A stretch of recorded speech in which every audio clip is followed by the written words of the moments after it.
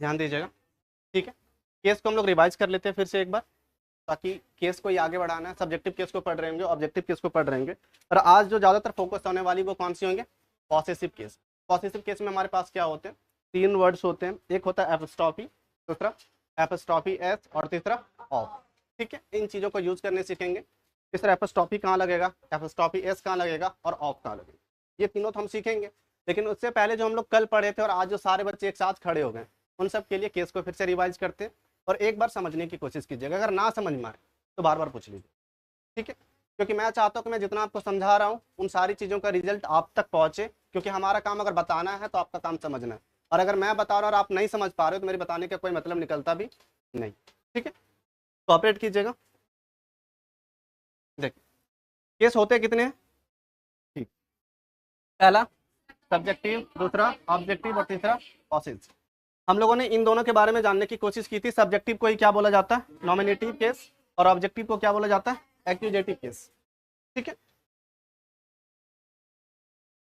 Nominative case यानी कि subjective case होता है, दोनों बराबर है। मैं नॉमिनेटिव केस लिखूं या तो सब्जेक्टिव केस लिखूं, दोनों का मतलब सेम है। इसका मतलब होता है क्या है कि जब कोई नाउन या कोई प्रोनाउन एज अ सब्जेक्ट काम करे, एज कर्ता की तरह काम करे, काम करने वाला शख्स की तरह काम करे, तो उसे क्या कहते हैं हम लोग? सब्जेक्टिव केस कहते हैं। कब कहते हैं? जब कोई नाउन या प्रोनाउन एक सब्जेक्ट की तरह काम करे, उसे हम लोग सब्जेक्टिव केस कह रहे होते हैं, ठीक है। इस एग्जांपल में देखिएगा, सिद्धांत इज राइडिंग अ बाइसाइकिल। ये जो सिद्धांत है एक नाउन है। नाउन क्या होता है ये तो पता है ना, किसी का नाम होता है। इस जगह पे ये जो सिद्धांत है वो काम कर रहे हैं ना, करता है। इस जगह पे एक नाउन है, तो इस जगह पे नाउन किस तरीके से काम कर रहा है? एक काम करने वाले शख्स की तरह काम कर रहा है, एक सब्जेक्ट की तरह काम कर रहा है। तो ये कौन सा केस कहलाएगा? सब्जेक्टिव केस कहलाएगा। इस जगह पे सुशांत इज वीपिंग, सुशांत रो रहे हैं। इस जगह पे सुशांत काम कर रहे हैं रोने का, यानी कि ये भी एक नाउन है। और इस जगह पे नाउन एक कर्ता की तरह काम कर रहा है, यानी कि सब्जेक्ट की तरह काम कर रहा है, तो ये भी क्या कहलाएगा? Subjective case. क्लियर हुआ? देखिएगा,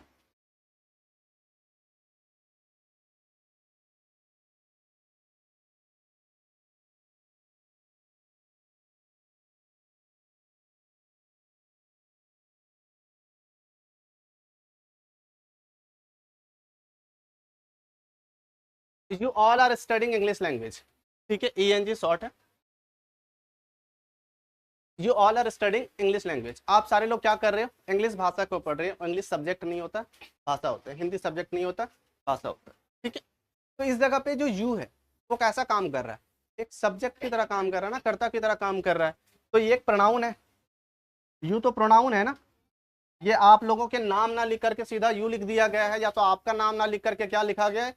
यू लिखा गया है। तो यू कैसे काम कर रहा है? नाउन के बदले आने वाला वर्ड है, उसकी रिपीटेशन को अवॉइड करने के लिए या उसे और भी अच्छा बनाने के लिए, इनहेंस करने के लिए, तो ये प्रोनाउन कहलाता है। लेकिन ये प्रोनाउन यहाँ किस तरीके से काम कर रहा है? एक ऑब्जेक्ट की तरह या सब्जेक्ट की तरह? सब्जेक्ट कर रहा है, यानी कि क्या कहलाएगा इस जगह पे? ये सब्जेक्टिव केस कहलाएगा। समझ में आया? रूल क्या थे इसके? रूल नंबर 1 था कि अगर एक सेंटेंस में देन लिखा हुआ होता है, देन, ठीक है, और इसके बाद अगर कोई प्रोनाउन आता है, नाउन के बदले आने वाले वर्ड को प्रोनाउन कहते हैं। ये माइंड में बैठाना होगा, तब समझ में आएगा प्रोनाउन होते क्या, ठीक है। अगर इसके बाद कोई प्रोनाउन आता है तो वो उसका केस क्या होगा? सब्जेक्टिव केस होगा। और सब्जेक्टिव केस क्या होते हैं? I, we, you, he, she, it और दे। और नाउन का तो नाम अपने आप में सब्जेक्टिव होता है, नाम ऑब्जेक्टिव भी होता है, ठीक है। तो इस जगह पे इनके बाद जितने भी आएंगे प्रोनाउन, वो कौन से केस में आएंगे? सब्जेक्टिव केस में, नॉमिनेटिव केस में आएंगे। इतना क्लियर है? यानी कि सब्जेक्ट की तरह आएगा, आई की तरह आएगा, वी की तरह आएगा, यू की तरह आएगा, ही, सी, इट और दे की तरह आएगा। उसके अलावा अगर आप मी लिखते हो तो वो गलत हो जाएंगे, अस लिखते हो तो वो भी गलत हो जाएगा, यू का अगर ऑब्जेक्टिव केस यू लिखते हो अपने सेंस के अनुसार से तो वो भी गलत हो जाएगा, ठीक है। ही का हिम लिखते हो वो भी गलत हो जाएगा, सी का हर लिखते हो वो भी गलत हो जाएंगे। यानी कि सीधा सीधा मुझे फोकस किस पे करना है? सिर्फ सब्जेक्ट पे करना है, ऑब्जेक्टिव केस पे नहीं करना। देन के बाद आने वाले जो भी वर्ड होंगे वो कभी भी ऑब्जेक्टिव केस में नहीं जाएंगे, हमेशा और हमेशा किस में रहेंगे? सब्जेक्टिव केस में। देखिए, Shyam is taller than, Shyam उनसे बड़ा है, श्याम उनसे लंबा है, बड़ा है, ठीक है। लेकिन इस जगह पे ये जो हर है वो सी का ऑब्जेक्टिव केस है, सी का ऑब्जेक्टिव केस है। लेकिन मैंने क्या बताया था कि देन आने के बाद इस जगह पे देखिए स्पेलिंग फ्लैक्चुएट कर गए, दोनों का स्पेलिंग सेम कर लीजिएगा, ठीक है।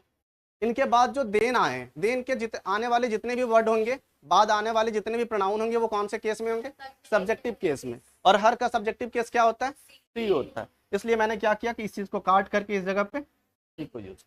क्लियर है? दूसरी एग्जांपल लेते हैं।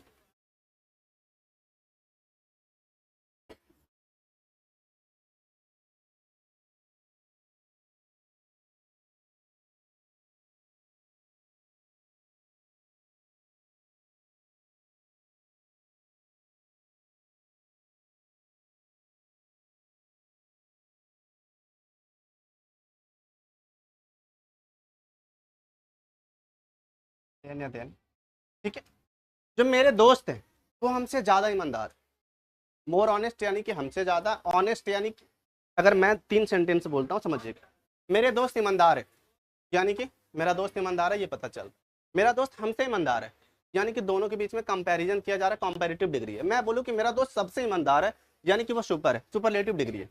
ठीक है, तो डिग्री क्लियर है। इन जगहों पे जो देन आते हैं वो ज्यादातर किस केसेस में आते हैं, कंपैरेटिव डिग्री में आते हैं, सुपरलेटिव डिग्री में नहीं आता है। जब हम कंपेयर करेंगे तभी देन का यूज कर रहे होंगे ना, कि उससे उससे कब करेंगे, जब किसी एक इंसान से हो। तो जो मेरे फ्रेंड्स है, जितने भी फ्रेंड्स हैं वो हमसे ज्यादा ईमानदार है, यानी कि दोनों के बीच में कंपैरिजन किया जा रहा है, मैंने देन का यूज किया।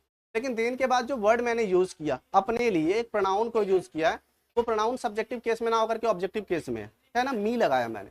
देखने में सेंटेंस तो बहुत अच्छा लग रहा हो कि सही तो है, लेकिन ये वर्ड को फोकस करना कि सर ये जो देन है, ये देन के बाद आने वाला जो प्रोनाउन है ये सब्जेक्टिव केस में है या ऑब्जेक्टिव केस में। यदि ऑब्जेक्टिव में है तो वो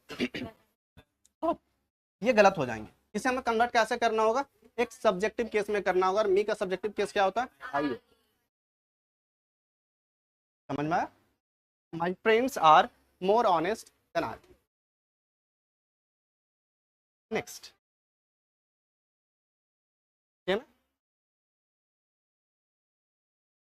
एक सेकेंड मैंने मिस कर दिया, शायद इफ था ना, एक इफ वाले केस थे कि एक मिस है, प्रिंट आउट है, तो उस चीज को देखिएगा कि यदि एक वर्ड में, एक सेंटेंस में इफ आता है और इफ के बाद प्रोनाउन आता है, तो वो प्रोनाउन कौन से केस में जाते हैं, सब्जेक्टिव केस में जाते हैं, वो ऑब्जेक्टिव केस में कभी नहीं जाएंगे, जैसे अभी हमने पढ़ा वैसे। अब ऑब्जेक्टिव केस क्या होता है, ऑब्जेक्टिव केस क्या होता है, जिस प्रकार से हमने देखा कि यदि एक नाउन, ऐसा ही में नहीं समझ में आता जैसे आप लोग कर रहे हो ना, उन्हीं बच्चों को नहीं समझ में। 1 घंटे की क्लास है, 45 मिनट की क्लास होने वाली है, बैठ लीजिए, बाकी बात संसद मीटिंग करके बैठते रहिए ना घर में। फोन है आपके पास, पार्क है, शहर में रह रहे हो, कब करते रहिए। ठीक है, जितनी देर क्लास दी जा रही है उतनी देर पढ़ लें, अभी टाइम है, बार बार पढ़ने की वक्त नहीं होते। साल अगर आपके पास 60 है तो 60 साल में 20 साल तक लोग पढ़ता है और उसी चीज को 60 साल जी रहा होता है। कंटिन्यू करते हैं। ऑब्जेक्टिव केस क्या होते हैं, जिस प्रकार से हमने देखा कि यदि एक नाउन और एक प्रोनाउन एक सब्जेक्ट की तरह काम करता है तो उसे हम लोग सब्जेक्टिव केस कह रहे होते हैं। उसी प्रकार से यदि एक नाउन या प्रोनाउन एक ऑब्जेक्ट की तरह काम करे तो उसे हम लोग क्या कह रहे होते हैं, ऑब्जेक्टिव केस कह रहे होते हैं। ठीक है, अब देखिए इस जगह पे सिद्धांत बीट्स हिम, सिद्धांत क्या करते हैं, उसे पीटते हैं। अब पीटते किसे हैं, उसे पीटते हैं।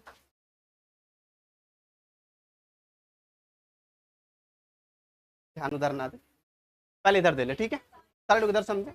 सिद्धांत तो काम कर रहे हैं, ये तो सब्जेक्ट हो गया, पर काम हो किसके ऊपर में रहा है, उनके ऊपर में हो रहा है, हिम के ऊपर में हो रहा है। हिम क्या हमारे पास इस जगह पे एक प्रोनाउन है, और प्रोनाउन यूज कैसे हुआ, एक ऑब्जेक्ट की जगह पे, यानी कि एक ऑब्जेक्टिव केस की तरह यूज किया गया है।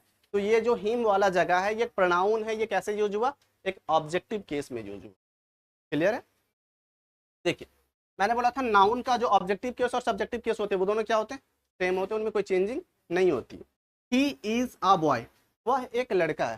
ठीक है, तो लड़का ये है, यानी कि ये तो सब्जेक्ट है, इनके बारे में बात की जा रही, पर ये है क्या, एक लड़का है। तो लड़का इनका क्या हो गया, ऑब्जेक्टिव केस शो करने के लिए किया जा रहा है। यानी कि इस जगह पे ये जो नाउन है ये कैसे काम कर रहा है, एक ऑब्जेक्ट की तरह काम कर रहा है। इसे में क्या समझ में आया कि यदि एक नाउन या तो एक प्रोनाउन एक ऑब्जेक्ट की तरह काम करे तो उसे क्या कहते हैं हम लोग, ऑब्जेक्टिव केस कहते हैं। यहां तक समझने में कोई दिक्कत नहीं?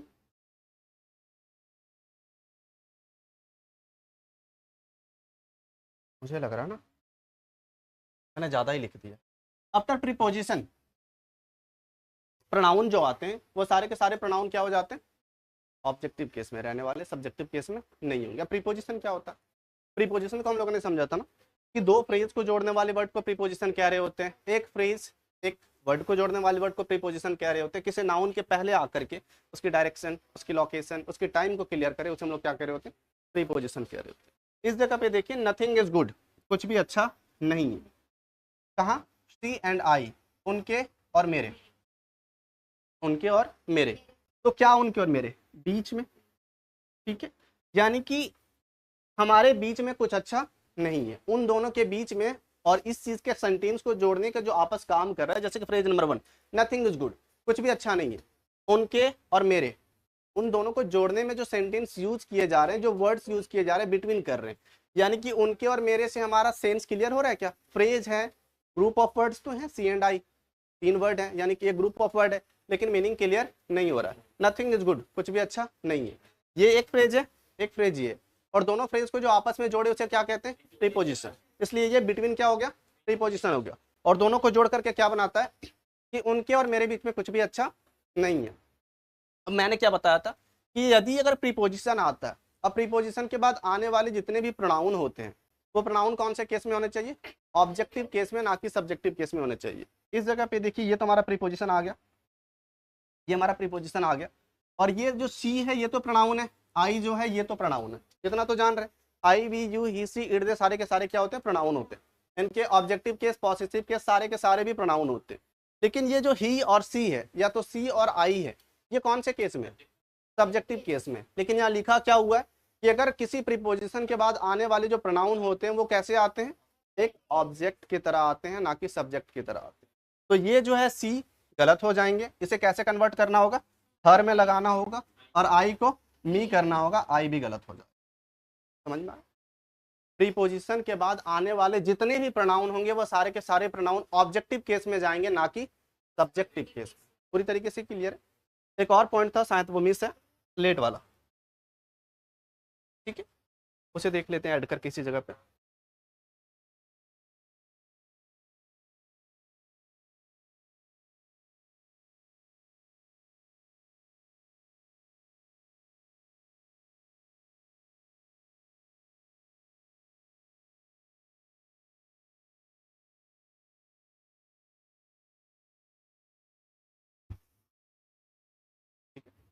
यानी कि एक वर्ड होता है लेट, ठीक है, let me go, let me go there, let me sit down, let me help you, बोला जाता है ना कि मुझे मदद करने दो, मुझे पानी पीने दो, मुझे वहाँ जाने दो, मुझे पढ़ने दो।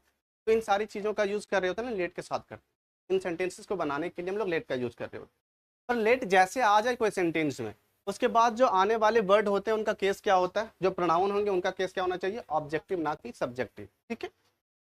जैसे कि मुझे पढ़ने दो, मुझे पढ़ने दो, तो क्या बनाओगे आप, लेट लगेगा, I study.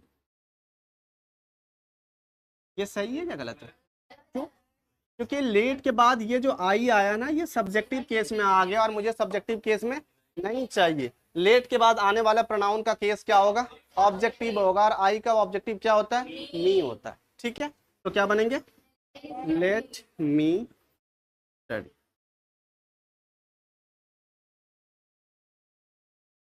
Let her join online session.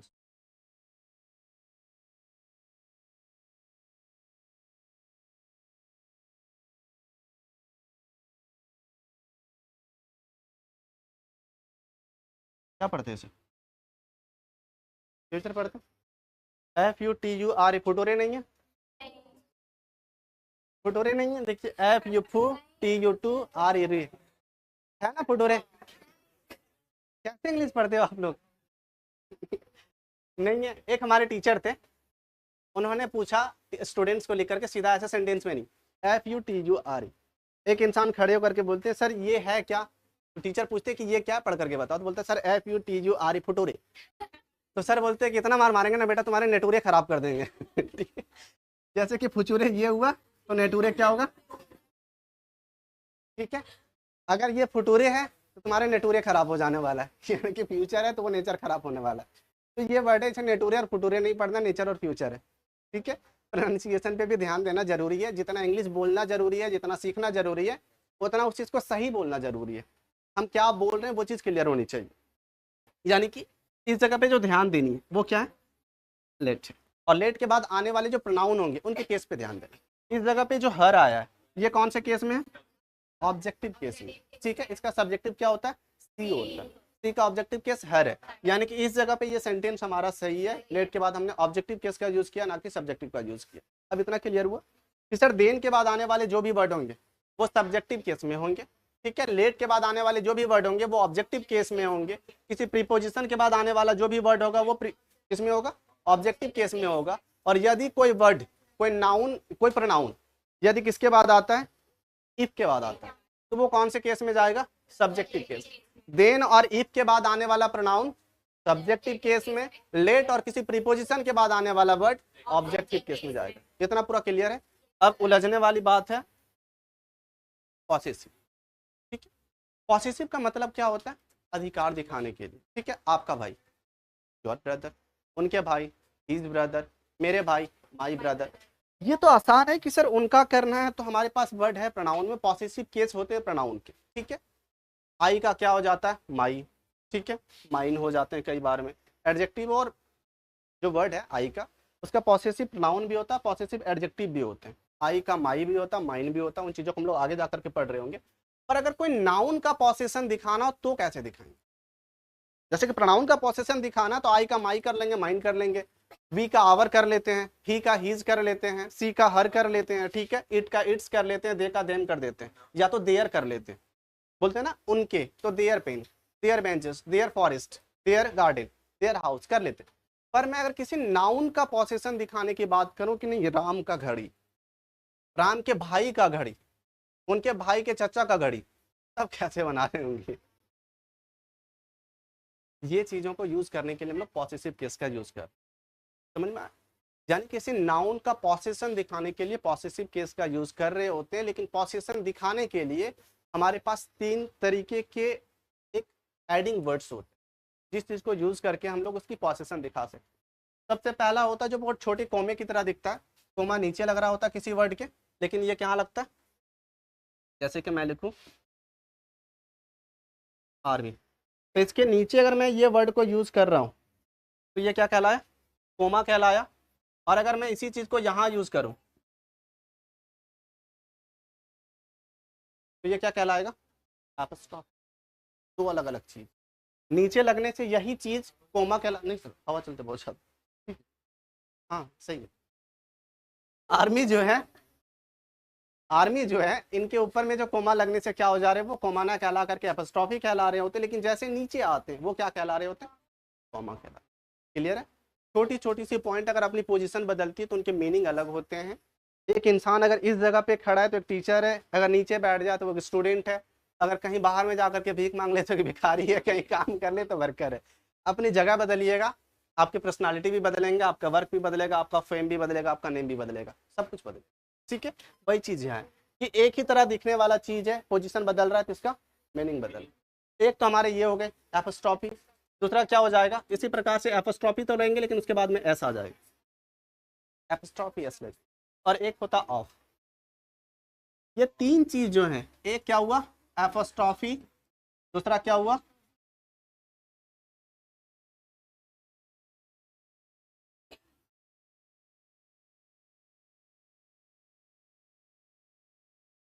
एक एपस्ट्रॉफी, दूसरा एपस्ट्रॉफी एस, और तीसरा। और सर किस जगह पे हम लोग एपस्ट्रॉफी का यूज कर रहे होंगे, किस जगह पे एपस्ट्रॉफी एस का और किस जगह पे ऑफ का यूज करेंगे, ये जानना ज्यादा जरूरी है। क्योंकि ऐसा तो है नहीं कि तीनों का मीनिंग सेम होता है, जैसे कि ए का मतलब भी एक होता है, एन का मतलब भी एक होता है, और वन का मतलब भी एक होता है। इसका मतलब ये नहीं कि जहां चाहेंगे वहां ए लगा देंगे, एन लगा देंगे, वन लगा देंगे, मतलब सेम ही होता है। डिक्शनरी में सर्च करोगे तीनों का मतलब एक ही लिखा रहता है। और ऐसा नहीं कि हर सही दुर्गा में भी फर्क होता है, एक ऐसा ही लिखा रहता है हर जगह पे, होते हैं ना। पर यूटिलाइजेशन के तरीके अलग होते हैं, किस जगह पे किसको यूज करना वो अलग होते हैं। उसी प्रकार से ये जो चीजें हैं, ये तीनों का मतलब का ही होता है, उसका, उनका, राम का, श्याम का, सीता का, गीता का, जो भी है का ही यूज होगा, बेंच का, टेबल का, हर जगह पे। लेकिन किस जगह पे किसके में से हमें ऑफ का यूज करना है, किस जगह पे कोमा यूज करना है, किस जगह कोमा नहीं एपस्ट्रॉफी एस यूज करना, और किस जगह पे एपस्ट्रॉफी यूज करना है, इसकी बहुत बड़ी रोल होती है। साफ साफ सी बात है, याद क्या रखना है देखिएगा। पॉसेसिव यानी कि पॉसेशन दिखाना, ठीक है, या तो रिलेशन दिखाना उन दोनों के बीच में, एक्सप्रेस करना बहुत अच्छी तरीके से। और क्या हो जाएंगे, कुछ नहीं। जब ह्यूमन बीइंग हो, अब ह्यूमन बीइंग क्या होता है पता,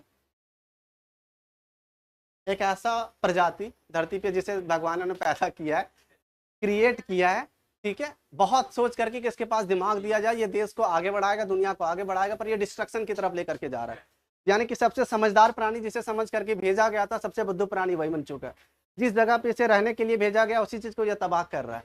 इसे 20 डिग्री का टेम्परेचर देकर के भेजा गया था, आज 60 डिग्री का टेम्परेचर बना करके रख दिया है ना। तो ये बुड़बक प्रजाति है ह्यूमन बीइंग, ठीक है। जब भी कोई ह्यूमन बीइंग होंगे, अब ह्यूमन बीइंग होगा तो किसी ना किसी का नाम होगा, या तो कॉमन नाउन होंगे या तो प्रॉपर नाउन होंगे, यानी कि नाउन ही होने वाले हैं। तो जब वो होंगे तो उनके साथ में क्या लगेंगे, एपोस्ट्रोफी एस का यूज किया जा रहा होगा। और एपोस्ट्रोफी एस का साइन क्या होता है, ठीक है, ऊपर में कोमा की साइन, फिर से बाद में एस लगता है। लेकिन जब नॉन लिविंग बींग्स आ रहे होते हैं, या तो एनिमल्स आ रहे होते हैं, या तो प्लांट्स आ रहे होते हैं, या तो क्रिएचर आ रहे होते हैं, तो ऑफ का यूज। क्लियर हुआ, कितना क्लियर हुआ। नॉन लिविंग के साथ में, एनिमल्स के साथ में, प्लांट्स के साथ में क्रिएचर मतलब समझ में आता है, छोटे छोटे कीड़े मकोड़े जो जीव जंतु होते हैं उसे क्रिएचर कह रहे होते हैं, उनके साथ में ऑफ लगेंगे। लेकिन अगर ह्यूमन बीइंग है तो उनके साथ में एपोस्ट्रोफी एस लगेगा। सर एपोस्ट्रोफी कहाँ लगेगा, एपोस्ट्रोफी कहाँ लगेगा, नहीं है। एपोस्ट्रोफी को यूज करना सीखेंगे। एपोस्ट्रोफी इनके साथ में ही लगेगा, पर हर जगह नहीं लगा सकते, उनके रूल्स। एपोस्ट्रोफी एस कहाँ लगेगा ये तो पता है, ह्यूमन बीइंग के साथ में, पर हर ह्यूमन बीइंग के साथ में आप एपोस्ट्रोफी एस नहीं लगा सकते हो। यहाँ किन्हीं का नाम मनीष, अनीस, राजेश, विकास, ये सब है, क्या है, विकास।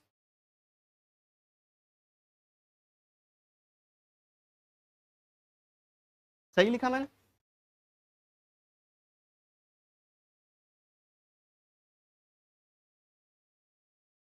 ठीक है। विकास की पेन और दीपक की भी पेन, दीपक का पेन, विकास का पेन। अब इन दोनों को आप ट्रांसलेट कैसे करोगे, कीजिए। मैंने बोला ना, अगर विकास की पेन लगानी है, अगर ह्यूमन बीइंग, ये तो ह्यूमन बीइंग है ना ठीक है, इनके साथ में तो एपोस्ट्रोफी एस लगने वाला है। अब लगाइए कि इन दोनों के साथ में क्या लगाओगे, दोनों का पेन है, एक ये अलग है, ये अलग है, इनका घर अलग है। ह्यूमन बीइंग ये भी है, ये भी ह्यूमन बीइंग है, पहले इसको बनाइए फिर इसको बनाइए, ये दोनों अलग अलग एग्जाम्पल है, हाँ अलग अलग है। विकास का पेन, दीपक का भी पेन, विकास पेन,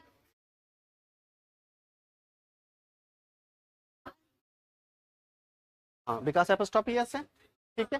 दीपक में भी लगा दो,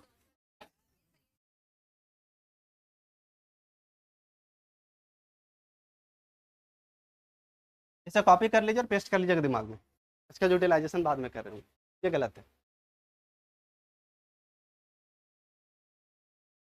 ऐसा तो होने वाली नहीं है। पेन ऑफ दीपक तो होने वाला है ही नहीं, इस जगह पे नहीं होने वाले, पर इस जगह पे एक सही है एक गलत है, इस जगह पे एक सही है एक गलत है। अब थोड़ी सी और कंफ्यूजन आई होगी, आई है, दोनों लड़का ही है दोनों लड़का ही है, दोनों ह्यूमन बीइंग है, दोनों के पास पेन ही है, और दोनों के साथ एपोस्ट्रोफी ऐसी लगाएं, पर एक गलत है सर एक सही है। दीपक गलत नहीं है, दीपक भी अच्छे लड़के हैं, विकासी भी अच्छे लड़के हैं, ठीक है। लड़के गलत नहीं है, लड़के दोनों स्मार्ट हैं, दोनों सुंदर है, दोनों बहुत अच्छे हैं, बहुत तेज है, पर इस जगह पे ये सेंटेंस गलत हो गया। क्यों गलत है, इसे हम लोग यूज करके देखते हैं। होता क्या पता, हिसिंग साउंड किसे कहते हैं पता, हिसिंग साउंड क्या होता है पता, hissing sound, HISSING, hissing sound. सांप को देखें कभी, आवाज कैसे निकाल रहे होते, वो निकाल रहे होते ना, ऐसे करके कर रहे होते ना। यानी कि जिन वर्ड को बोलते वक्त लास्ट में, जिस वर्ड को, कोई भी वर्ड है, कोई नाउन है, उसकी प्रोनाउंसिएशन में अगर लास्ट में आती है हिसिंग साउंड आती है, छोड़ दीजिए, सांप ने, नागिन नहीं बनना गिने को, ठीक है, नागिन नहीं बनने, इंसान रहे। यानी कि अगर हिसिंग साउंड आ रहे हैं तो उसके साथ में हम लोग एपोस्ट्रोफी एस ना यूज करके सीधा एपोस्ट्रोफी का यूज करेंगे। ध्यान से समझिए, ध्यान से समझिएगा कि अगर किसी वर्ड को प्रोनाउंसिएशन करते वक्त उसके लास्ट वर्ड की प्रोनाउंसिएशन अगर हिसिंग साउंड आ रहे हैं तो हम लोग सिर्फ एपस्ट्रॉफी का यूज करेंगे, एपस्ट्रॉफी एस का यूज नहीं करेंगे। और यदि नहीं आ रहा है हिसिंग साउंड, ठीक है, तो क्या यूज कर रहे होंगे, एपस्ट्रॉफी यूज कर रहे होंगे। देखिए विकास को पढ़ करके, विकास आ रहे हैं ना, विकास लास्ट में सा की साउंड आ रही है, तो इस जगह पे ये एपस्ट्रॉफी ना लग करके सीधा एपस्ट्रॉफी लग करके एस हट जाएंगे, सीधा एपस्ट्रॉफी रहने वाला, एपस्ट्रॉफी एस नहीं आने वाले। लेकिन दीपक में देखिए हिसिंग साउंड आ रहे नहीं आ रहे, इस जगह पे एपस्ट्रॉफी एस लग, छोटी सी बात है, इंटरेस्टिंग है। अब देखिए एक जगह पे मैंने लिखा, फिर से कोई साफ बन रहा है या पंखा बन रहा है। अब देखिए मैंने क्या बताया था कि यदि ह्यूमन बीइंग है, ध्यान दीजिएगा समझ लीजिएगा, अगर ह्यूमन बीइंग है तो उसके साथ में जो वर्ड लगने वाले हैं वो या तो एपस्ट्रॉफी लगेगा या तो एपस्ट्रॉफी एस लगेंगे, ऑफ नहीं लगेगा। हमारे पास examples, brother of Ram, Ram का भाई, ब्रदर भी ह्यूमन बीइंग होगा, राम भी ह्यूमन बीइंग होगा, ऑफ तो नहीं लगने वाला है, यानी कि ये क्या हो जाएंगे, इनकरेक्ट हो जाएंगे। ठीक है, अगर इस जगह पे नॉन लिविंग बीइंग होते और ऑफ लगाते तो ये कहीं ना कहीं सही होता, लेकिन ये लिविंग बीइंग और लिविंग बीइंग के साथ में ऑफ नहीं लगता। लिविंग बीइंग में ये ह्यूमन बीइंग है, इंसानों के साथ में ऑफ तो कभी लगता नहीं है, कोई भी कंडीशन आ जाए ऑफ नहीं लगने वाले। राम्स ब्रदर, देखिए राम एक हमारा नाउन था, इसमें मैंने एपस्ट्रॉफी एस का यूज किया और इसके साथ में ब्रदर लगाया, तो ये क्या हो गया, सही हो। इस जगह पे cars will, cars will, car भी नॉन लिविंग बीइंग है, विल भी नॉन लिविंग बीइंग है, चक्का उसका जो वो भी नॉन लिविंग है, और जो गाड़ी है वो भी नॉन लिविंग है, और नॉन लिविंग के साथ में एपस्ट्रॉफी एस तो लगता नहीं है, ऑफ लगती, और ऑफ लगाने का फंडा अलग होता। ठीक है, कार ऑफ व्हील नहीं लगा सकते, व्हील ऑफ कार लगाना होगा, गाड़ी का चक्का होता है, चक्का का गाड़ी नहीं होता है। ठीक है, तो इस जगह पे अगर कार ऑफ व्हील लगा दीजिएगा ना, तो कार किसका हो जाएगा, चक्का का। ठीक है, और इस जगह पे व्हील ऑफ कार लगाते हैं तो कार का पहिया हो जाता है। ये क्लियर करना, समझना बहुत अच्छे से, ऐसा नहीं कि सर ऑफ लगाने बोले तो कहीं भी ऑफ लगा देंगे काम बन जाएगा, नहीं, सेंटेंस का सेंस भी हमारा बनना चाहिए। इस जगह पे एपस्ट्रॉफी एस का यूज नहीं होगा, ऑफ का यूज करेंगे, और जब भी नॉन लिविंग बीइंग के साथ में ऑफ का यूज कर रहे होंगे, जो चीज जिसका होगा उसके साथ हम लोग ऑफ का यूज कर रहे होंगे। समझ में आया, देखते इसे एक्सप्लेन करके अच्छे से। Some other uses of apostrophe S, एक तो मैंने आपको साफ साफ से बता दिया कि कोई अगर नाम है, ठीक है, कोई नाम है और उसकी प्रोनाउंसिएशन में हिसिंग साउंड नहीं आ रहे, तो क्या लगेंगे, एपस्ट्रॉफी एस तो लगेंगे। कोई भी नाम हो, इंसान हो, और उसकी नाम की प्रोनाउंसिएशन करने में, चाहे वो कॉमन नाउन हो, प्रॉपर नाउन है, दैट डजंट मैटर, अगर प्रोनाउंसिएशन करने में हिसिंग साउंड नहीं आते हैं तो एपस्ट्रॉफी एस लगेंगे। लेकिन और कौन कौन से ऐसे जगह हैं जिस जगह पे एपस्ट्रॉफी एस लगेंगे, ये ज्यादा जानना जरूरी है हमारे लिए। ठीक है, देखिए natural heavenly bodies, heavenly bodies क्या होते हैं पता है, प्लैनेट्स, जिसे आप लोग ग्रह के नाम से जान रहे होते हैं, प्लैनेट्स होते हैं ना, क्या होते हैं, सोम मंगल बुध ग्रह जो भी होता है, वो सारी चीजें जो ग्रह चढ़ जाती है, जो पंडित जी झाड़ने के लिए आते हैं फिर से, वो ग्रह होते हैं, नहीं होते। जो आपके पंडित झाड़ फूक करने के लिए आते हैं वो अलग ग्रह होते हैं, जो हमारे प्लानेट है वो अलग ग्रह है। ठीक है, इस जगह पे ये जो हेवनली बॉडीज हैं, इनके साथ में भी हम लोग एपस्ट्रॉफी एस का यूज कर रहे होते हैं, चाहे वो कोई भी हेवनली बॉडीज हो आसमान में, चाहे वो सन हो, मून हो, प्लानेट हो। ठीक है, जितने भी हमारे पास है सोलर सिस्टम में, वो सारे के सारे हेवनली बॉडीज के नाम से जाने जा रहे होते हैं। देखिए सूरज की किरणें, सूरज की किरणें, तो बोलिएगा सर सूरज भी नॉन लिविंग है, किरणें भी नॉन लिविंग है, इस जगह पे ये फंडा अप्लाई नहीं होगा क्योंकि ये हेवनली बॉडीज है। ठीक है, और हेवनली बॉडीज अब क्या लगेंगे, एक ह्यूमन की तरह ट्रीट किया जा रहा होगा इसका, और ह्यूमन की अगर ट्रीट कर रहे हैं यानी कि इसमें भी हिसिंग साउंड को ध्यान में रखा जा रहा होगा। ठीक है, सन देखिए, सन में से सा की साउंड आ रही है, लास्ट में आनी चाहिए, फर्स्ट में नहीं। सन, सन में आ रहे क्या, नहीं आ रहे, और नहीं आ रहे तो उनके साथ एपस्ट्रॉफी एस लगेगा या एस लगेगा, एपस्ट्रॉफी एस लगेगा, तो सन रेज यानी कि सूरज की किरणें, ये सही है। अगला अर्थ एटमोस्फेयर, पृथ्वी का वातावरण जो है, ठीक है, अर्थ में से एपस्ट्रॉफी एस लगेंगे, एस तो लगने वाले, मतलब सिर्फ एपस्ट्रॉफी लगने वाले हैं नहीं क्योंकि इसमें हिसिंग साउंड नहीं आ रहा। अर्थ भी हमारा हेवनली बॉडीज है, सन भी हमारा हेवनली बॉडीज है, मरकरी भी है, वेनस भी है, जुपिटर भी है, सारे के सारे हमारे क्या हेवनली बॉडीज है। और हेवनली बॉडीज मतलब तो समझ में आया ना, सोलर सिस्टम में जो प्लैनेट एग्जिस्ट कर रहे होते हैं क्या कहते हैं हम लोग, हेवनली बॉडीज कहते हैं। और जितने भी हेवनली बॉडीज होंगे उन्हें हम लोग किस तरीके से ट्रीट कर रहे होंगे, एक ह्यूमन बीइंग की तरह ट्रीट कर रहे होंगे, जैसे कि इंसानों को ट्रीट करते हैं ना, सिर्फ एपस्ट्रॉफी लगाने के लिए, ऐसा मत बोलिए सर इनके पास भी 4 पैर होते हैं 4 हाथ होते हैं। ठीक है, वो चीजें नहीं होने वाली, सिर्फ हम लोग यूज के लिए इसे एक ह्यूमन बीइंग की तरह ट्रीट कर रहे होंगे ताकि हमें एपस्ट्रॉफी एस लगाने में आसानी हो। अगर इसमें हिसिंग साउंड आएंगे तो एपस्ट्रॉफी एस नहीं लगेंगे, सिर्फ एपस्ट्रॉफी लगेंगे, और अगर हिसिंग साउंड ना आए तो सिर्फ और सिर्फ एपस्ट्रॉफी लगेगा, एस लगेगा। ठीक है, next with large organisation. Organisation मतलब क्या होता है पता है? संगठन या संस्थान, ठीक है, जैसे कि इसरो, वर्ल्ड हेल्थ ऑर्गेनाइजेशन, है ना, WHO, ये सब क्या है, बहुत बड़े बड़े से ऑर्गेनाइजेशन है। और जब ऐसे ऐसे ऑर्गेनाइजेशन होंगे, या तो कोई देश होगा जैसे कि इंडिया, पाकिस्तान, श्रीलंका, ये सब देश है, इन सब के नाम है, ये तो नाम है, नाउन है। WHO भी हमारा नाउन है, इसरो भी हमारा नाउन है, स्पेस एक्स भी हमारा नाउन है। जितने भी संस्थान बने हैं, जब ना करे सेकंड बेंच वाले ध्यान इधर, ठीक है, जो भी चीजें ये हमारे नाउन है। और नाउन है तो हमें ये ध्यान देना कि अगर ह्यूमन बींग है तो एपोस्ट्रोफी एस लगेगा, या तो एस लगेगा, एपोस्ट्रोफी एस या तो सिर्फ एपोस्ट्रोफी लगेगा। अगर कोई हेवनली बॉडीज हो, प्लानेट हो, तो उसके साथ भी एपोस्ट्रोफी एस लगेगा और एपोस्ट्रोफी लगेगा। यदि कोई ऑर्गेनाइजेशन हो, कोई संस्थान हो, कोई देश हो, उसके साथ में क्या लग रहे होंगे हमारे पास, एपोस्ट्रोफी एस और एपोस्ट्रोफी। फंडा वही अप्लाई होगा, अगर हिसिंग साउंड है तो सिर्फ एपोस्ट्रोफी लगेगा, और अगर हिसिंग साउंड नहीं है तो एपोस्ट्रोफी एस।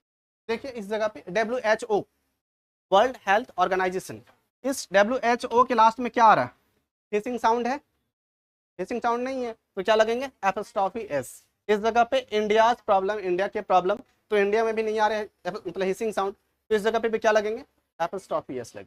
क्लियर है, कोई भी देश का नाम आ जाए, कोई भी ऑर्गेनाइजेशन का नाम आ जाए, उनके साथ में एपोस्ट्रोफी और एपोस्ट्रोफी एस लग रहे होंगे, ना कि ऑफ लगाएंगे। नॉन लिविंग बीइंग इसे कंसीडर नहीं करना।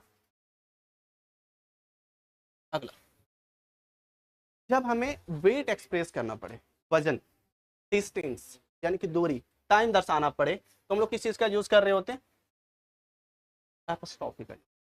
अब समझिएगा कि हम लोग कितने क्वेश्चन पूछ, रुस आ रहे ना, हिसिंग साउंड है, तो हिसिंग साउंड है तो एपोस्ट्रोफी लगा देंगे।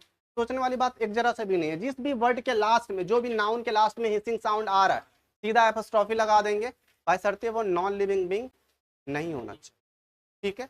अगर गाड़ी कोई नाम आ रहा है नॉन लिविंग बीइंग की तरह में, उसमें से, तो उस जगह, जैसे कि गाड़ी का ब्रांड है, कोई गाड़ी का ब्रांड है और उसमें से हम लग रहा है कि हिसिंग साउंड आ रहे हैं, और हिसिंग साउंड के बाद अगर आप एपोस्ट्रोफी एस लगाना चाहोगे तो उस जगह पे वो पॉसिबल नहीं हो पाएंगे। वो चीजें कहाँ कहाँ एप्लीकेबल है, सबसे पहले हम लोगों ने देखा कि ह्यूमन बींग है, दूसरा सोलर प्लानेट जो होते हैं, मतलब सोलर सिस्टम जो होते हैं, उसमें से जितने भी हेवनली बॉडीज पाए जाते हैं उनके साथ में लगेंगे, तीसरा हमने क्या देखा, ऑर्गेनाइजेशन हो जाएंगे, और चौथा जब हम लोग किसी चीज को एक यूनिट कंसीडर कर रहे होंगे, यूनिट मतलब समझ में आता है, मापन यंत्र, इकाई मान रहे होते हैं, जैसे कि वेट के लिए क्या यूनिट होता है, केजी होता है, ग्राम होते हैं, डिस्टेंस के लिए किलोमीटर होते हैं, मीटर होते हैं, टाइम के लिए आवर होते हैं, सेकंड होते हैं, मिनट होते हैं, ये सब यूनिट है ना। अगर इन चीजों को दर्शाना हो तो हम लोग क्या यूज कर रहे होते हैं, एपोस्ट्रोफी एस और एपोस्ट्रोफी का यूज कर, जैसे कि 5 किलोग्राम, ठीक है।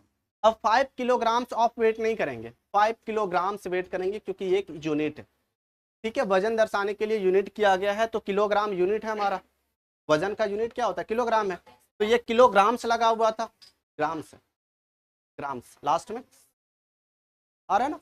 एक चीज और फंडा ले लीजिएगा दिमाग में, थोड़ी सी फंडा और ले लीजिएगा, सारे वर्ड के लास्ट में सा तो आएंगे ही, ये तो क्लियर है, लेकिन एक ऐसा भी कर सकते हैं हम लोग कि कोई नाउन यदि प्लूरल है, कोई नाउन यदि प्लूरल है, और प्लूरल होगा तो आम सी बात है एस या ई एस ज्यादातर केसेस में लगे होते हैं, और एस या ई एस को जब भी पढ़ रहे हैं क्या आएंगे साउंड में, सा आएंगे, तो सा आएंगे तो उस जगह पे हम लोग एपोस्ट्रोफी का यूज करेंगे, एपोस्ट्रोफी एस का यूज नहीं करेंगे। प्लूरल नाउन के साथ में एपोस्ट्रोफी का यूज होगा, सिंगुलर नाउन के साथ में एपोस्ट्रोफी एस का यूज होगा, लास्ट में अगर हिसिंग साउंड आए तो हम लोग सिर्फ एपोस्ट्रोफी का यूज करेंगे, एपोस्ट्रोफी एस का यूज नहीं करेंगे। कितना डाटा क्लियर है, इसको देखिएगा, 5 किलोग्राम्स, तो किलोग्राम्स था, जिस कारण से मैंने एपोस्ट्रोफी एस ना यूज करके सिर्फ एपोस्ट्रोफी यूज किया। वेट 2 माइल्स, ठीक है, या डिस्टेंस का माइल्स होता है ना कि 2 माइल 3 माइल 4 माइल, तो उस जगह पे ये माइल्स जो हमारा एक यूनिट है, और यूनिट है यानी कि डिस्टेंस का यूनिट है, जिस कारण से हमने एपोस्ट्रोफी का यूज किया। आगे 3 आवर्स, समय का यूनिट है, आवर्स लिखा हुआ था इसलिए मैंने एपोस्ट्रोफी का यूज किया, अगर आवर होते तो एपोस्ट्रोफी एस लग जा रहे होते, माइल होता तो एपोस्ट्रोफी एस लग जा रहे होते। 2 वीक्स, 2 सप्ताह की बात की जा रही है, ये की यानी कि ये भी एक यूनिट है टाइम दिखाने के लिए, वीक भी तो होता ना टाइम, जैसे कि ईयर भी यूनिट है, डिकेड भी यूनिट है, सेंचुरी भी यूनिट है, हाफ सेंचुरी भी यूनिट है, उस प्रकार से वीक भी यूनिट है, लेकिन वीक से लगा हुआ है, यानी कि हिसिंग साउंड भी एक तरीके से आ रहा है, दूसरी तरीके से इसका प्लूरल है, इसमें से क्या लगने वाले हैं, सिर्फ एपोस्ट्रोफी लगेंगे, एपोस्ट्रोफी एस नहीं लगेंगे, क्लॉक नहीं लगेंगे, क्लॉक हमारा यूनिट नहीं होता, आवर यूनिट होता है। विथ रिस्पेक्टेबल वर्ड्स, अब रिस्पेक्टेबल वर्ड्स क्या होते हैं, हाँ टाइम हो गया पर कुछ देर की बची हुई है, उसे खत्म कर लेते हैं ना, फिर से बहुत ज्यादा नहीं। विथ रिस्पेक्टेबल वर्ड्स, कुछ ऐसे वर्ड्स होते हैं जो आदरणीय होते हैं, जैसे कि कोट। कोट क्या होता है पता ना, वो जो पहनते हैं शादी में। तो जिस जगह पे हमें जजमेंट मिल रही थी, जहां न्याय मिल रही होती, ठीक है, ड्यूटी जो हमारा कर्तव्य होता है, ये सब कुछ रिस्पेक्टेबल वर्ड है। ऐसे अगर कोई रिस्पेक्टेबल वर्ड आते हैं तो उनके साथ में लोग एपोस्ट्रॉफी एस का यूज कर रहे होंगे, ऑफ का यूज नहीं कर रहे होंगे। ये तो जानते हैं कि सर ये नॉन लिविंग बीइंग होते हैं, लेकिन इसके साथ भी क्या यूज करेंगे, एस या एपोस्ट्रॉफी एस का यूज कर रहे होंगे। कोड था तो एपोस्ट्रॉफी एस हुआ, ड्यूटी था तो एपोस्ट्रॉफी एस यूज हुआ। क्लियर है? अब यहां तक हमें क्या समझ में आया कि यदि कोई ह्यूमन बीइंग हो तो एपोस्ट्रॉफी एस लगेंगे, एपोस्ट्रॉफी लगेंगे। हेवनली बॉडीज हो तो एपोस्ट्रॉफी एस लगेंगे, एपोस्ट्रॉफी लगेंगे। और क्या थे, ऑर्गेनाइजेशन हो तो एपोस्ट्रॉफी एस लगेंगे, एस लगेंगे। कोई यूनिट हो, डिस्टेंस का, टाइम का, और क्या थे, हाँ ठीक है, रिस्पेक्टेबल वर्ड्स उनके साथ भी एपोस्ट्रॉफी एस लग रहे हैं। इस जगह पे देखिए, apostrophe S is used with singular noun at the end of the noun, but if the noun is plural ending with S then it shows possession, we have to use only apostrophe at the end of the noun. ये चीज मैंने आपको पहले clear कर दी, ठीक है, कि यदि कोई नाउन सिंगुलर है और उसके लास्ट में हम लोग एपोस्ट्रॉफी एस लगा सकते हैं, जैसे कि गर्ल है, GIRL, तो गर्ल की बैग तो क्या हो जाएंगे, GIRL, एपोस्ट्रॉफी एस बैग्स, ठीक है। लेकिन लड़कियों की अगर बैग की बात की जाए क्या हो जाएंगे, गर्ल्स, गर्ल्स हॉस्टल। ये तो पहले प्लूरल हो चुका है, यानी कि अगर प्लूरल हो चुका है तो हिसिंग साउंड एक तरीके से आ रहा है। दूसरी बात ये प्लूरल हो गई और प्लूरल के साथ में सिर्फ एपोस्ट्रॉफी लगता है, एपोस्ट्रॉफी एस नहीं लगता। ये क्लियर हुआ? लास्ट क्या, तो लास्ट क्या ये, to show possession of a noun ending with hissing sound, ये भी मैंने क्लियर कर दिया कि कोई नाउन यदि हिसिंग साउंड से एंड हो रहा हो तो उसके साथ में हम लोग एपोस्ट्रॉफी का यूज करेंगे, एपोस्ट्रॉफी एस का यूज नहीं कर रहे होंगे। आगे, the use of consecutive apostrophe is prohibited, यानी कि एक साथ में एक सेंटेंस में कंटिन्यू दो वर्ड के साथ में हम लोग हिसिंग साउंड नहीं यूज, मतलब ये एपोस्ट्रॉफी का यूज नहीं कर सकते। जैसे कि हम लोग बोलते हैं ना, राम के भाई के चचा का लड़का, राम के भाई के चचा का लड़का, तो हम लोग देखिए हिंदी में क्या किए, राम के बाद भी के लगा दिए, भाई के बाद भी के लगा दिए, चचा के बाद भी के लगा दिए, लड़का के बाद भी के लगा दिए। हर जगह पे के लगा रहे हैं ना, ऑफ लगा रहे हैं हिंदी में, पर इंग्लिश में हम लोग वैसा नहीं कर सकते। हम लोग इंग्लिश में एक जगह पे यूज कर सकते हैं। देखिए क्या होता है, राम्स ब्रदर्स वाइफ, राम के भाई की बीवी, राम के भाई की बीवी, ये लिखना हमारे लिए गलत होगा। क्यों? क्योंकि दो, ध्यान इधर दे ले, अन्यथा और भी लेट क्लास खींच देंगे, फिर स्कूल छूट जाएंगे, ठीक है। तो वो चीज देखिए, राम के भाई की बीवी, इस जगह पे राम एक नाउन है, ब्रदर एक नाउन है, वाइफ एक नाउन है, तीन नाउन है, लेकिन दो कंसिक्यूटिव नाउन है। एक राम भी कंसिक्यूटिव, राम और जो ब्रदर है दोनों एक साथ में आए हुए, और दोनों के साथ में एपोस्ट्रॉफी एस यूज कर दिया गया, जो बिल्कुल भी गलत है। इसे सही करने के लिए कैसे यूज कर रहे हैं, देखिए, वाइफ ऑफ राम्स ब्रदर, यानी कि बीवी किसकी है, राम के भाई की। इस जगह पे भी मीनिंग वही आ रहा था कि राम के भाई की बीवी है, इस जगह पे मीनिंग वही आ रहा है कि जो वाइफ है, जो पत्नी है, वो राम के भाई की है, लेकिन तरीके चेंज करने होंगे हमें। एक साथ में दो एपोस्ट्रॉफी एस का यूज हम लोग नहीं कर सकते हैं। उस चीज को हटाने के लिए हम लोग ऑफ का यूज करेंगे और एक एपोस्ट्रॉफी एस रखेंगे। और जब ऑफ का यूज करेंगे तो ऑफ वाला कहाँ लगता है, वो तो देख रहे थे ना, चक्के की गाड़ी, गाड़ी के चक्के वाली फंडा आ जाता है इस जगह पे, यानी कि ये उस तरीके से अप्लाई किया जा रहा होगा, ठीक है। वाइफ ऑफ राम, अगर मैं सिर्फ वाइफ ऑफ राम लिख दूं, यानी कि बीबी राम की हो जाएगी, ठीक है। लेकिन अगर मैं लिखूं कि वाइफ ऑफ राम्स ब्रदर, यानी कि राम के भाई, तो यहाँ क्लियर हो चुका है, और इनकी वाइफ है, तो इस जगह पे ये जो वाइफ है वो किनकी है, राम के भाई की वाइफ है, ठीक है। ये क्लियर हो डाटा, राम के भाई की, ये तो ऐसा लग रहा है आप गाली दे रहे हैं, ठीक है। Wife of Ram's brother sister, ठीक है। ऑफ का यूज करेंगे, बार बार ऑफ का यूज करेंगे, ऑफ का यूज करेंगे, एपोस्ट्रॉफी का बार बार यूज नहीं करेंगे। एक बार एपोस्ट्रॉफी का यूज कर सकते हैं, अगर एक से ज्यादा बार रिपीट किया जा रहा है तो इस जगह पे हम लोग ऑफ का यूज करेंगे, ठीक है। To show possession of compound noun, compound noun वाला तो हम लोग पहले से जान रहे हैं। कंपाउंड नाउन क्या होते हैं, मिक्सचर होते हैं, एक से ज्यादा नाउन की यूज की जा रही होती है। और जिस जगह पे हम लोग कंपाउंड नाउन के प्लूरल करने के लिए, उसकी जेंडर चेंज करने के लिए रूट वर्ड को पकड़ रहे थे, उसी प्रकार से इस जगह पे पोजीशन दिखाने के लिए हमें रूट वर्ड पकड़ने की जरूरत नहीं है। सबसे आखिरी में एपोस्ट्रॉफी एस या एपोस्ट्रॉफी लगा करके निकल जा रहे होंगे। जेंडर में से रूट वर्ड पकड़ करके उसकी जेंडर चेंज करनी पड़ रही थी, प्लूरल करने के लिए रूट वर्ड को पकड़ करके उसकी प्लूरल की जा रही थी, लेकिन पोजीशन दिखाने के लिए सिर्फ एंड में आकर के क्या कर रहे होंगे हम लोग, एपोस्ट्रॉफी एस को लगा रहे हैं। फादर इन लॉज कर देंगे, मदर इन लॉज कर देंगे, वासर मेंस कर देंगे, brother in law, sister in law जो होते हैं, कमांडर इन चीफ्स, ऐसे करके यूज कर रहे हैं। लास्ट में एपोस्ट्रॉफी एस लगाएंगे, किसके किसके लगाएंगे, कंपाउंड नाउन, मिक्स्ड नाउन, जिसमें से एक से ज्यादा नाउन एक साथ में आए, उसकी जब हमें पॉसेसिव दिखानी होती है तो कैसे यूज कर रहे होंगे, apostrophe S at the end use करना, apostrophe at the end use करना, यानी कि वर्ड के आखिरी में हम लोग क्या यूज करेंगे, एपोस्ट्रोफी यूज करेंगे या तो एपोस्ट्रोफी एस का यूज कर देंगे। इफ एल्स, ये जो एल्स एक वर्ड है, ELSE, नाम सुने होंगे, एल्स यानी कि इसके अलावा, अगर एल्स का यूज किया जाता है विथ एनीबडी, नोबडी, एनी यानी कि कोई भी, नोबडी यानी कि कोई भी नहीं, तो क्या यूज होंगे, apostrophe will be used with else. अगर एल्स का यूज नोबडी और एनीबडी के साथ में किया जाता है तो उसके साथ में एपोस्ट्रोफी का यूज किया जा रहा होगा, एपोस्ट्रोफी एस का यूज किया जा रहा होगा, किसके साथ में, एल्स के साथ में।